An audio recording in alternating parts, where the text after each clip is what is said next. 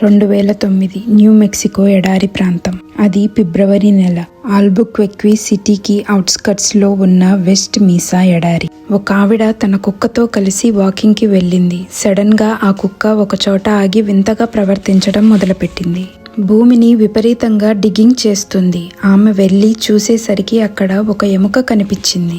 First లో అది ఏదో జంతువుది అనుకున్నారు, కానీ తీరా చూస్తే అది ఒక హ్యూమన్ బోన్.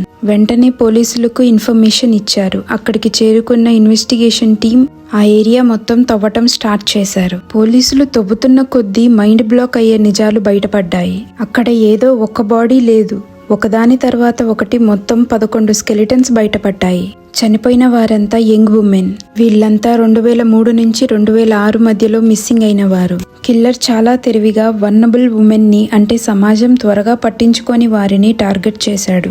పోలీసులు వేట మొదలైంది. పోలీసులకు ఇది ఒక పెద్ద ఛాలెంజ్. ఎందుకంటే ఆ ఎడారిలో ఎండ, ఇసుక వల్ల కిల్లర్ కి సంబంధించిన DNA ఎవిడెన్స్ లేదా ఫింగర్ ప్రింట్స్ అన్ని తుడిచిపెట్టుకుని పోయాయి. ఇన్వెస్టిగేషన్ లో 2 మెయిన్ సస్పెక్ట్స్ మీద డౌట్ వచ్చింది. లోరెన్జో వాకా, ఇతనికి క్రిమినల్ హిస్టరీ ఉంది, కానీ ఏ ఆధారాలు దొరకక ముందే ఇతను చనిపోయాడు. రెండవ సస్పెక్ట్ జోసెఫ్ బెల్లా. ఇతను కూడా ఒక సీరియల్ అఫెండర్. ఇప్పటికీ ఇతని మీద పోలీసులకు గట్టిగా అనుమానం ఉంది. కానీ ట్విస్ట్ ఏంటంటే ఎవరి మీద కూడా వీడే కిల్లర్ అని చెప్పడానికి సాలిడ్ ప్రూఫ్ దొరకలేదు. పోలీసులు శాటిలైట్ ఇమేజెస్ చెక్ చేసినప్పుడు ఒక షాకింగ్ విషయం తెలిసింది. 2004కి సంబంధించిన ఫోటోలలో ఆ ఎడారి మధ్యలో కొన్ని టైర్ ట్రాక్స్ మరియు భూమిని తవ్వినట్లుగా ఉన్న ప్యాచ్లు కనిపించాయి. అంటే ఆ కిల్లర్ పగలు లేదా రాత్రి వేళల్లో బాడీస్ ని అక్కడ డంప్ చేస్తున్నప్పుడు ఎవరూ గమనించలేదు. నేటికి ఆ 11 మంది మహిళలను చంపిన ఆ క్రూరమైన కిల్లర్ ఎవరో ఎవరికీ తెలియదు. అతన్ని ద వెస్ట్ మీసా బోన్ కలెక్టర్ అని పిలుస్తారు. అతను ఇంకా బతికే ఉన్నాడా?